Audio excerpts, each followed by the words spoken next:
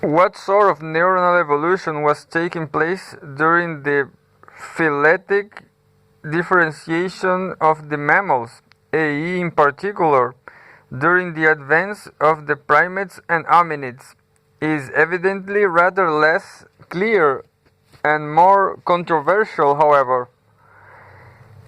On the one hand, Girard has argued that the changes have been almost entirely quantitative, a growth in the sheer number of neurons, as reflected in the rapid expansion of the brain size.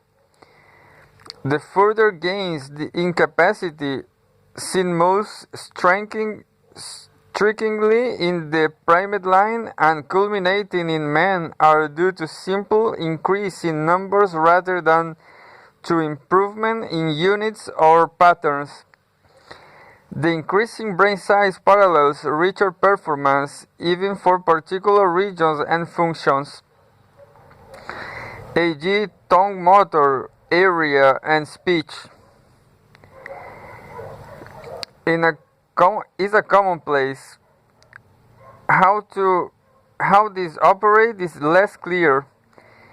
Sheer increase in number without secondary specification, which does also occur, might seem unable to generate new capacities, but only to intensify old ones. But this is not the case. In the brain, an increase in the anatomical neuron population raises the limits on the physiological neuron reserve, and so allows greater variety of selection and greater richness of analysis and combination expressed in modifiable and insightful behavior. But Bullock, though agreeing that the nervous systems of the higher animals and man show no important differences in terms of known neurophysiological mechanisms or architecture, sharply questioned this point of view, and argues that there is a pressing need to search for yet undiscovered parameters of nervous functioning, emergent levels of physiological relations between neurons in masses, to account for the subtleties of behavior in advanced organisms. Though we cannot point to fundamentally new elements in the neuronal mechanisms of the higher centers, still it is difficult to assume that their greatly enlarged accomplishments are solely attributable to the great increase in numbers and interconnections between them, unless this in itself bring on new properties and mechanisms. Many apparently assume as a first approximation that the main factor in increasing behavioral complexity in evolution is the number of neurons, even invoking a kind of critical mass which permits new levels of behavior. But it seems clear that the number of neurons correlates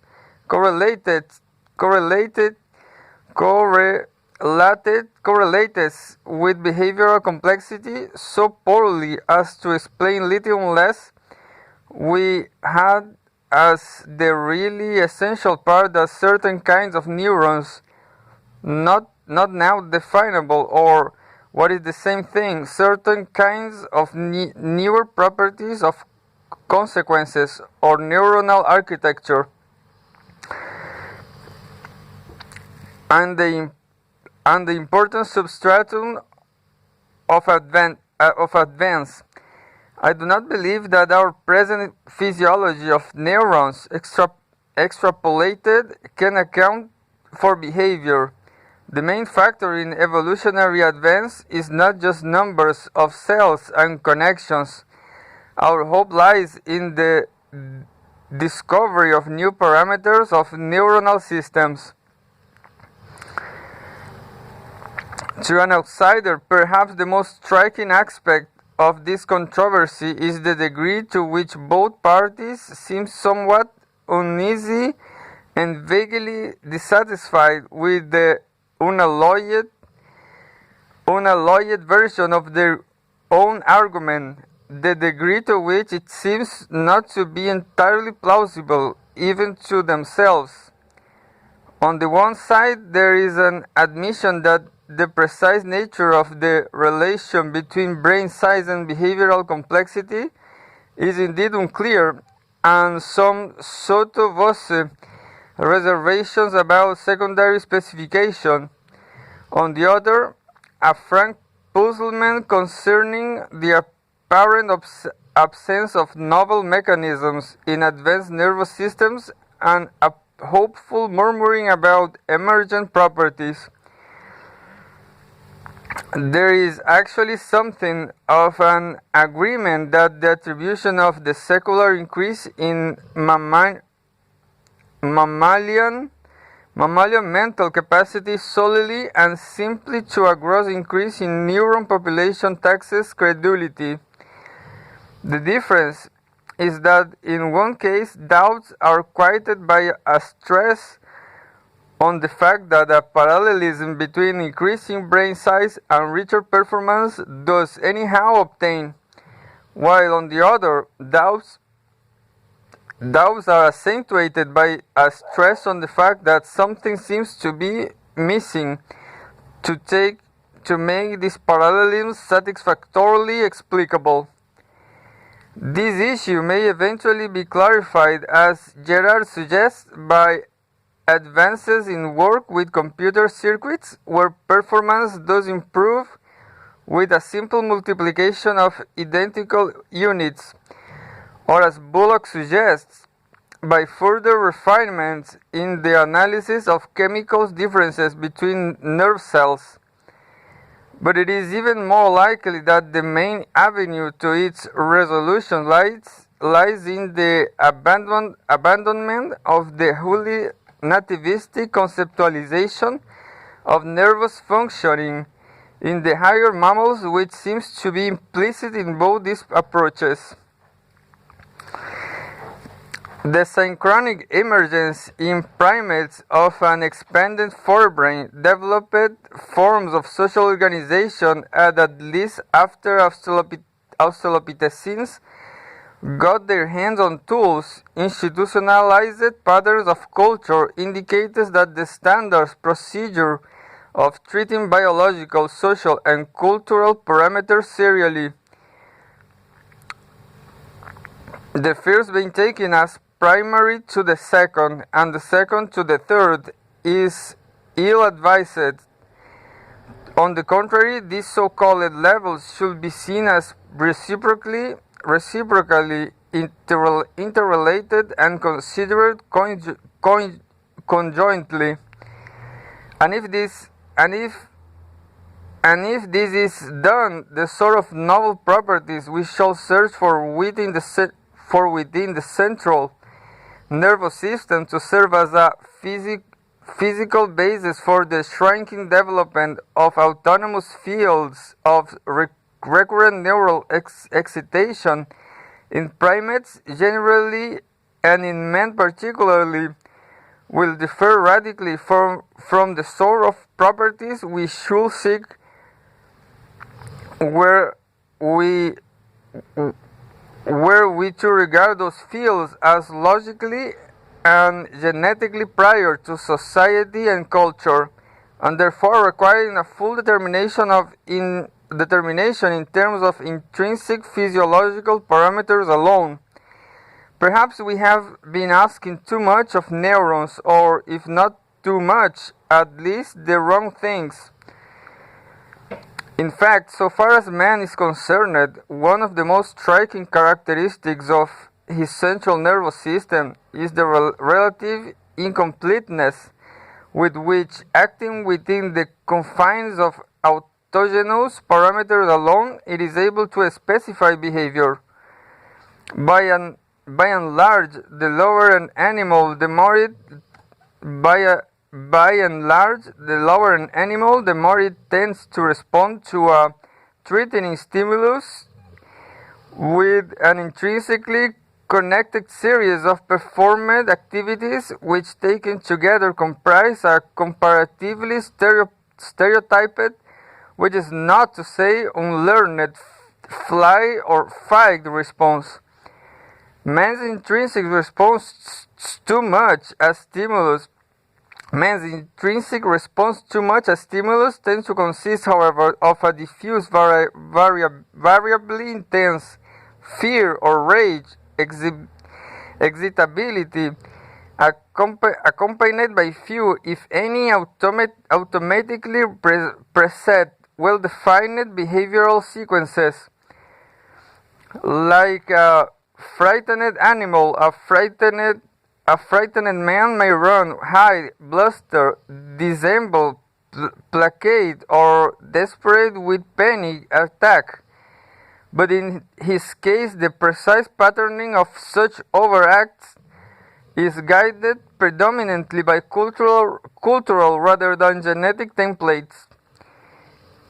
In the always diagnostic area of sex, where control of behavior proceeds phylogenetically from gonadal to pituitary to central nervous system prepotency, a similar evolutionary trends away from fixed activity sequences toward generalized arousal and increasing flexibility and modifiability of sexual patterns is apparent, a trend of which the justly famous cultural variation in the sexual practices of man will seem to represent a logical extension.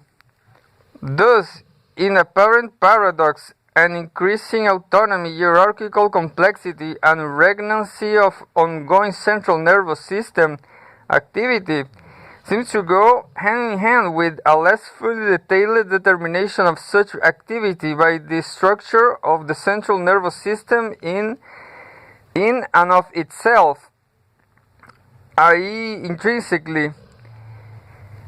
All of which suggests that some of the more important developments in neural evolution which occurred during the period of overlap between biological and sociocultural change may turn out to consist of the appearance of properties which improve the performance capacity of the central nervous system but reduce its functional self-sufficiency.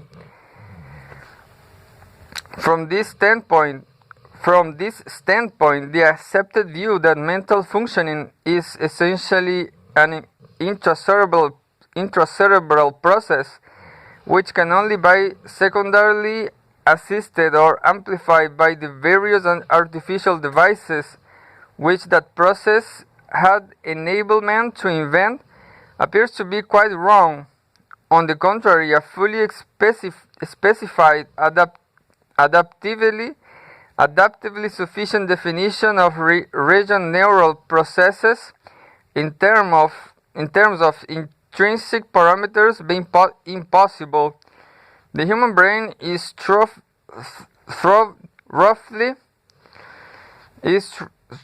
thoroughly dependent upon cultural resources for its very operation, and those resources are consequently not adjunct to, but constituents of mental activity. In fact, thinking as an overt public act involving the purposeful manipulation of objective materials is probably fundamental to human beings, and thinking as a covert private act and without recourse to such materials a derived, though not useful, capacity. As the observation of how school children learn to calculate shows, adding numbers in your head is actually a more sophisticated mental accomplishment than adding them with a paper and pencil through an arrangement of tally sticks or by counting piggy fashion one's fingers and toes. Reading aloud is a more elementary achievement than reading to oneself, the latter ability having only arisen as a matter of fact in the Middle Ages. And a similar point about speech has often been made, except in our less naive moments. We are all like Forrester's little old lady. We don't know what we think until we see that we say. It has sometimes been argued against this last point that the comparative evidence as well as the literature or aphasia clearly makes thought prior to speech, not conditional on it, but though true enough in itself, it does not undermine the general position taken here, namely that human culture is an ingredient nor supplementary to human thought, for several reasons. First, the fact that subhuman animals learn to reason with sometimes startling effectiveness without learning to speak does not prove that man can do so, any more than the fact that a rat can copulate without the mediation of imitative learning or practice prove that a chimpanzee can do so. Second, aphasics are people who have learned to speak and to interiorize speech and then lost, or more usually, primarily lost, the former capacity, not people who have never learned to speak at all. Third, and most important, speech is the scientific sense of vocalized talk is far from being the sole public instrumentally available to individuals projected into a pre-existing cultural milieu. Such phenomena as Helen Keller learning to think through a combination of the manipulation of such cultural objects as mugs and water taps and the purposeful patterning by Miss Sullivan of tactical sensation on her hand, or a pre-speech child developing the concept of ordinal number through the settings up of two parallel lines of matches blocks, demonstrate that is essential in the existence of an overt symbol system of any sort. For men in particular to conceive of thinking as essentially a private process is to overlook almost completely what people actually do when they go about reasoning. Imaginal thinking is neither more nor less than constructing an image of the environment, running the model faster than the environment, and predicting that the environment will behave as a model does.